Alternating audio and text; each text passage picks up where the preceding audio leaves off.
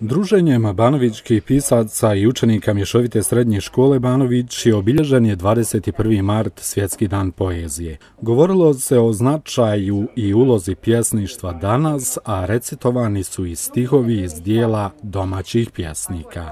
Cilj organizovanja ovakve jedne poetske večeri svakako je njegovanje pisane riječi, odnosno približavanje knjige čitaocu i čitaoca knjizi i da se u neposrednoj direktnoj komunikaciji između čitaoca i spisatelja, odnosno pjesnika, ta veza ojača. Učenici Mješovite srednje škole Banović doživjeli su jedno lijepo iskustvo, a banovićki pjesnici nastojali su im dati poneki savjet i smjernice onima čije će opredjeljenje biti pisana riječ. Da, ja se nadam se to ljubitelji pisane riječi, pogotovo poezije, tako da su oni nama uvijek dragi gosti i na taj način, odnosno na ovaj način i pozivamo, pozdravljamo puno i pozivamo da se probaju nastoje ogledati i oni sami u pisanju poezije. Vjerujem u ovu našu mladost, vjerujem u to da oni čitaju